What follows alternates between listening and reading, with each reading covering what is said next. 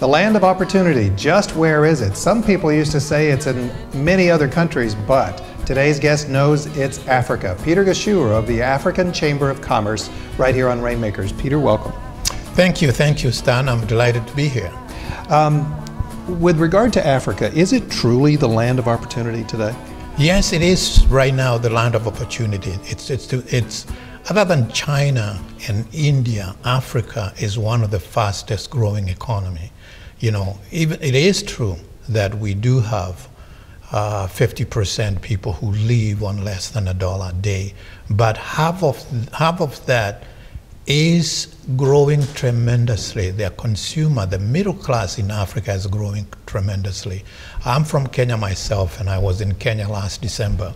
And one of the most interesting, exciting things is that my brothers and sisters, the people that I educated, being here in America, are now doing extremely well. They have their own homes, they're driving cars, and I'm looking at them saying, wow. So the economy is growing, people are excited, they're getting into new businesses, and I believe in truly, you know, Africa is where the action is. I know that Africa is not just one country and there's a lot of differences, but let's talk about your country growing up. My country, Kenya, I grew up, I was born in 1946, and I grew up, my father was never employed. He was in business all his life, and basically would travel from one area to the other. What kind of business? Well, actually, he had a small shop, and he also was involved in farming. So when I was young, he would basically not be home because he would be in different areas doing business. And that's why I was telling you as we were talking that as a little boy, we lived on the border of Maasai and Kikuyus, and I would be the boy who would get up in the morning at 5 o'clock, and I would go get the cows from where we would have them stay at night and bring them home to be milked. And as I would be bringing the cows home, I would be singing to them. So as we were talking earlier, and I said that I have 3 children who are musically talented. My 2 boys, Katiki and Juguna, have the group Physics, and my daughter is a gospel singer, Kavi. I tell them that's where their genes came from. That's, you know, their eyes singing to the cows. You know, we would ask Peter if he would sing what he used to sing to the cows, but he said that he's not going to do that now. But I'm going to do that next time. Next time. And why is it, do you think that Kenya has changed into being a country where more and more businesses from around the world want to go? Well, I think what's happening is that after Moi, you know, Kibaki came, and Kibaki, obviously being an economist, had an idea of how to grow the economy. Don't forget, the governments of Africa have changed. Now we have governments that realize that they are the servants of their people. They are putting all their efforts into developing the economy, you know, encouraging the entrepreneurial, encouraging the business spirit. So that's what's happening. And Kenyans by nature, they are very active, they're energetic, and they're very hardworking people. Now, Kenya's just had an election as we record this show in March of 2013. Kenya's just had an election, but other countries in Africa have had recent elections and are preparing for still other elections. How's that working for them? Well, I think what was so unique about Kenya was that you had a debate where the 9 candidates who were, 8 or 9 candidates were running for president, debated and were asked questions. What is that you're going to do to address these issues, whether it's the economy, whether it's land? And people could see for themselves, could see for themselves, look at the politicians and ask them questions. And out of that came the spirit of the people really electing the people that they feel would be good for the country. For someone who is running for office, for president of any of the African countries, what's the #1 issue that they're dealing with, or are they different? Well, the #1 they're dealing with, don't forget, and I'm hoping that eventually this will change completely. They're dealing with the tribalism, the tendency for people to support somebody from their tribe. We go back to the election that just happened in Kenya. And what was so interesting was you had Jomo Kenyatta, who is a Kikuyu, Moi, the present president now, is a Kikuyu. And actually the Uhuru, who is the son of the first president, Jomo Kenyatta, was elected. And the reason he was elected, the way I see it, is that people are now looking at not somebody from, they're not looking more on a tribal dimensions. They are looking at who is going to be the best for this country, who is going to bring programs that help young people achieve prosperity, who is going to help the country grow. And I think one of the things I can say that as I watch those TV and as I listen to the candidates who were running for president, the one who was elected, Uhuru Kenyatta, was very impressive. He was educated in the U.S., has been the trade minister. He's been the deputy prime minister. So he was able to articulate a vision for Kenyans that will move Kenya forward. Let me ask some other things that I think are going to be obvious to people who are even thinking about Africa for the first time in terms of business. There was got to be a concern about the unrest in Mali, in other countries in Africa. How much should we consider the unrest that's taking place? I think, yes, there is unrest in Mali, there is unrest in some country, but if you compare that to few years ago, that's just a few spots here and there. I think the stability, which is going to be the key to moving Africa forward, is the future of that continent, which we love very dearly.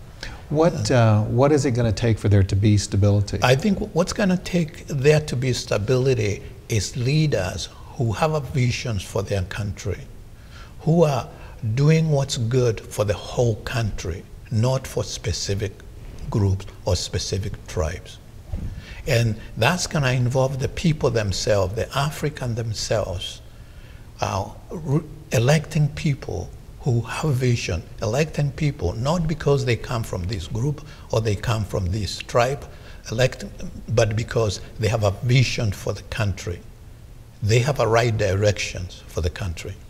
Is there a difference in West Africa and East Africa? Well, we are all Africans. We all need the same thing. When people are poor, they're poor, whether they are from East Africa or they're West Africa. The goal of any man or woman is really to be able to support themselves, be able to support their family. So they all need the same thing. They need the basic things. They need housing, they need food, they need shelter, they need jobs to be able to make a living to where they're supporting themselves. A few years ago, I think it was, that you helped bring the president of Zambia here, I believe it was, to the United States. And one thing that he was talking about at the time, the gentleman's passed away, was trade, not aid. We don't want aid anymore. Is that consistent throughout? Yeah, just to clarify, we were involved, or we were part of the group, or invited to be part of the group that was involved in organizing the programs for the president of Zambia when he was here. We were also involved in organizing programs for the president of Uganda when he was here.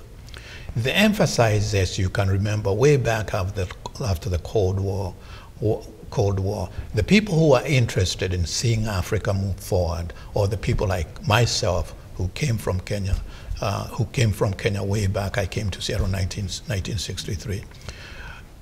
After the Cold War, we were asking ourselves, when you look back at Africa for all those many years, with all this money that has been spent by the World Bank, IFM, and yet Africans themselves continue to get poorer and poorer and poorer. What is that we need to change? We need to follow a different directions. So the feeling was, we need to look at Africa not as a recipient, but as a business partner. We need to emphasize business instead of emphasizing aid. After all, we could see that aid is not getting getting the African countries anywhere.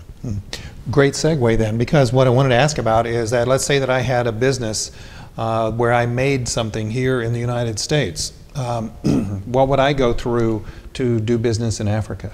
Well, basically what you would do if you have either a service of a product that you feel that you would want to market in Africa would be to contact us. And one of the things we would find out for you, working with you and also working with the embassies or working with the Chamber of Commerce in Africa, is your product, is there a market for your product?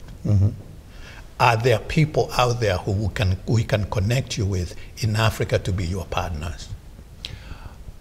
You indicated earlier in the show, though, that approximately half of the people that live on the African continent live on under $1 a day. How does that provide a market?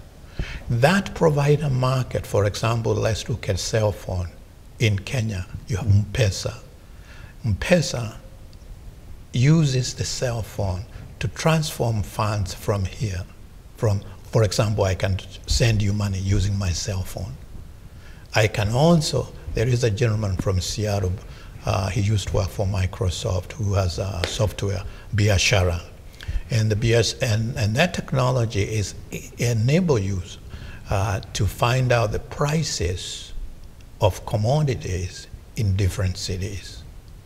For example, using the cell phone, you can find what's the price of corn in Nakuru, what's the price of corn in Kajiado, what's the price of corn in Machakos. So that by the time you travel to go buy that products, you know what the price is going to be. So the technology, cell phone, has been tremendous in Africa. Now, Africa is rich with natural resources. One of them is oil. Yet there's been a lot of violence around oil. Is that stabilizing? Who owns the oil? I mean, it's not just Nigeria now, it's Ghana and other countries that are involved in oil too. Well, oil has not been a blessing, but I'm hoping it will be a blessing. Again, we go back to the government. The government. You can have the resources, but if you don't use the resources wisely, those resources don't benefit the people they are supposed to benefit. So good governance is key to any progress. And they go together with, as I said earlier, with stability. You have to have stability. You cannot have an economy growing when you don't have stability.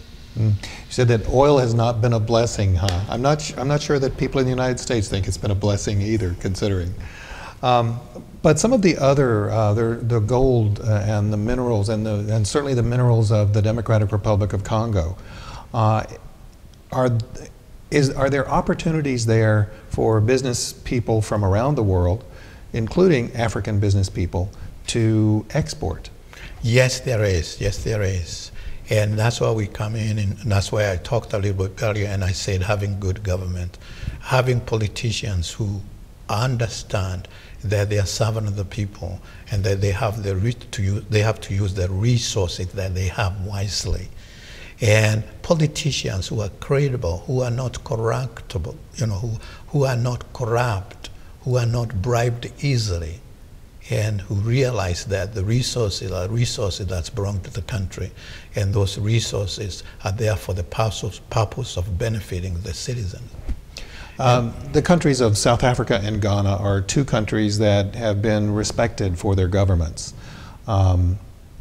What is it about those countries that puts them ahead governmentally of others? Well, first of all, if you look at South Africa, obviously you have Mandela, who was the president. Mandela came up with this, really message of working together in peace. And then you have Ghana, which has been a peaceful country. We have had election in Ghana that was peaceful.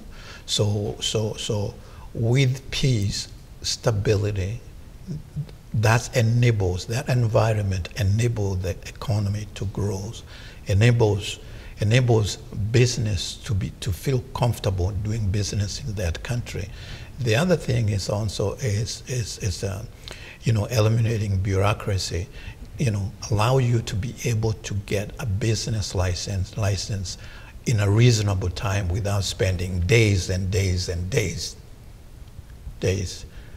looking to get a business license. So Ghana is doing well. South Africa is doing well. Kenya is doing well. In fact, if you look at it, 8 out of the 10 economies that grow very well last year were in Africa. Really? So yes. So Africa economy is growing. So what were they? There's a strong consumer base in East Africa. You look at Kenya. You look at Uganda. You look at Tanzania. So you look at Angola. You look at those economies that are growing.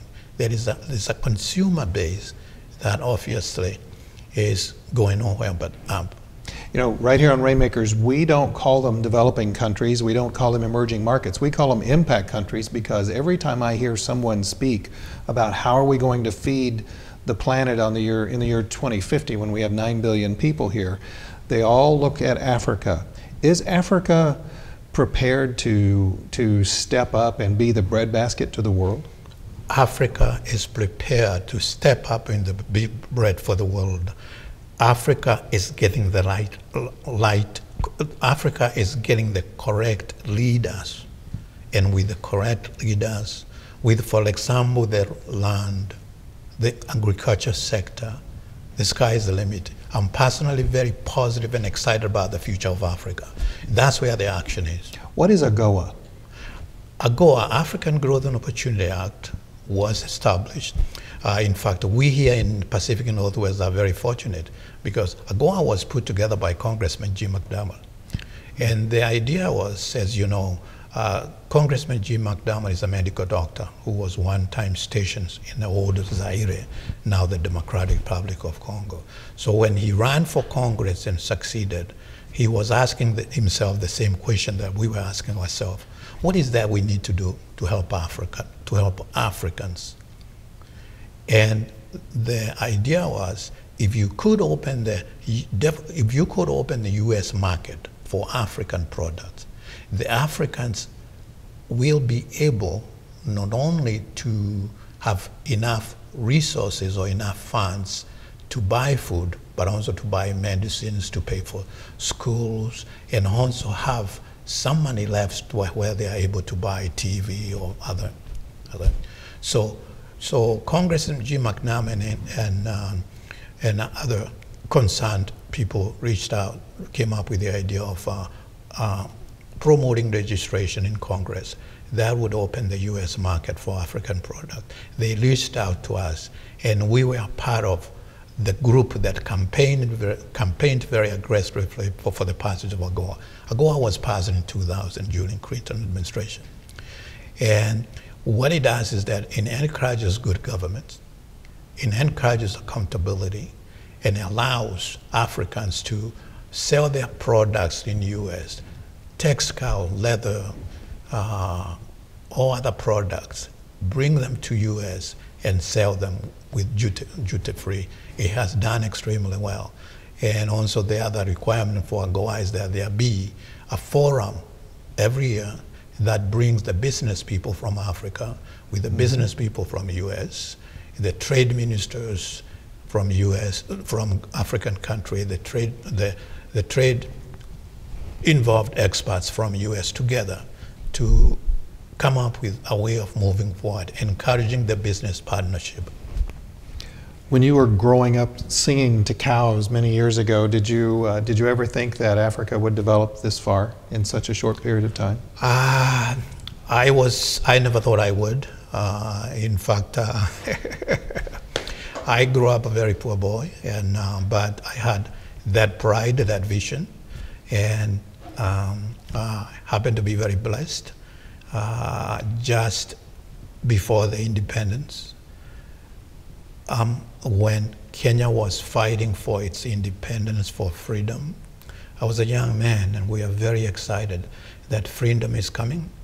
And the Kenya at that time, we were also blessed. We had politicians.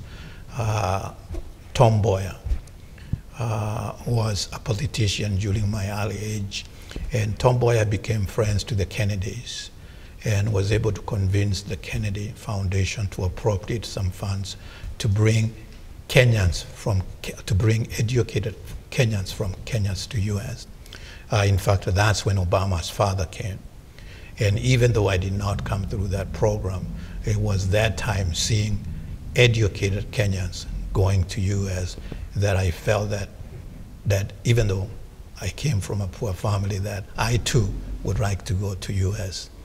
And I came back to I was blessed to come to Seattle. I met a friend who was staying with me, and he had we had a friend who was going to school here in Seattle in Kings Garden, and I asked him if he could give me the contact information, and I wrote to Kings Garden, and the lady who received my letter, somehow for the grace of God, we connected. And her message was, Peter, I will help you come to America, and I will do what is required. And the only thing that I'm going to ask you and your family is to find ways of buying a ticket to bring you from Kenya to Seattle. And you've spent your working life, though, helping, giving back and helping back. And I wanted to ask you about that and business development in Africa. That the one thing that I noticed, there was lots of things, the beauty of it, the dust, I mean, because it's there too, depending on where you go. Lack of infrastructure. Lack of infrastructure. How is that going in Africa? Well, infrastructure is going to be key, and that's the role of government. And that's why I said Africans must elect politicians or must elect people who realize that they are servants of the people and people who have a vision for the country. Because if you cannot travel from one city to the other, how are you going to be able to do business? Yeah. But right now, especially I just talk about Kenya, where I come from, is the infrastructure, the roads are being built continuously. Traveling from Nairobi to Mombasa, I took my family home 2 years ago, and we drove from Nairobi to Mombasa. The roads are excellent. And Chinese are building most of the roads in Africa, especially in Kenya. And one thing we can say that they're doing a great job. They're doing a good job. So is China a threat to the United States from an economic standpoint in Africa? Well, I believe it is, but also don't forget that Africans, especially people like myself who lives here, has lived here for many years, would rather work with American companies than work with Chinese companies. Why is that? Well, the reason, well, first of all, is the accountability. The second thing is that, don't forget, and they emphasize that, America has very good products. And even though China is selling a lot of products to Africa, they are doing what they shouldn't do, and I probably shouldn't say it. They have a tendency of dumping some products that are really not the right products. Interestingly enough, I heard a statement from one of the ministers of one of the countries that the countryside of Africa is littered with well-intentioned but beta projects that aren't completely proven technologies yet. So is that what some companies do and some countries do? They come and they bring projects that aren't proven yet and just try them out in Africa, and if they don't work, they just leave them? Well, we want to make sure they don't do that. We want to make sure they don't do that. Again, we go back to what I said, it's really the role of the government. The role of government is to ensure that when people do come to those countries, they bring the right product, and they do not have projects that are harmful to the people or to the environment of that continent. What's the most common mistake that you have seen that an American business will do, or a Chinese business will do for that matter? Well, I think it's really coming to the country and with the perception that I know what's good for them.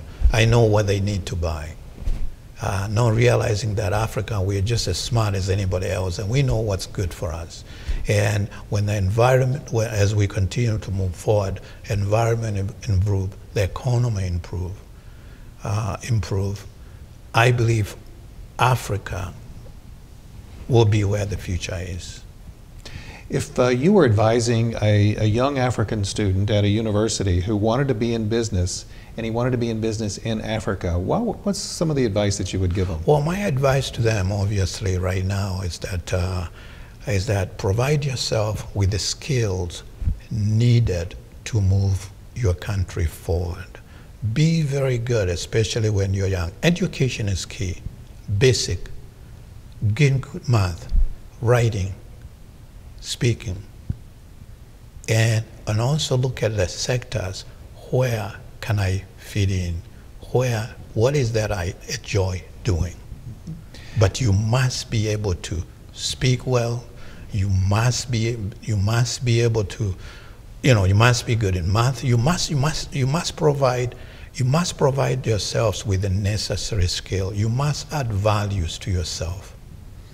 Got to ask about this too. Africa, of course, very diverse in religion. We've got many countries in the north that are heavily Muslim. You have countries in the center that are Christian or something else. How important is religion in Africa in terms of its development? Well, I was born in Kenya, and mostly, where I was born in Kenya, mostly they're Christians, Catholics, Protestants. The coast is where the Muslims were. But I believe, that we are all Kenyans, we are all human beings, and we all believe in God. And really it doesn't matter whether you're Muslims, whether you're Christians, we're all human beings who want to do what's good for ourselves and for our people. Is there a difference in doing business in countries like in the west or northwest like Morocco or Sierra Leone and Liberia from the countries in the center like Uganda? Yes, there is. They always say, for example, Kenyans are more aggressive. I was in Zambia, Lusaka, a few years ago, and it was very interesting. We went to attended a trade show in Dola, and when we came back, we left Lusaka very early in the morning, and I was at the airport, very calm, very low key, and then we arrived in Nairobi 2 hours later. Young business people selling things, cars driving around. Obviously, Kenya is more populated than obviously Zambia, and they're more aggressive. All right. So final question, because we only have about 15 seconds left. Where's the one place that you would start if you were going to do business in Africa? Or if you were going to do business in Africa, obviously the first thing you would start is learning as much as you can about that country. And the second thing is obviously would be becoming a member of an organization like we are, African Chamber of Commerce. It's meeting with people who are already doing business in Africa. We're going to let that be the last word. That's been Peter Gishuru of the African Chamber of Commerce. The website's up on the screen. We'll see you right here next time on Unrest. Take care.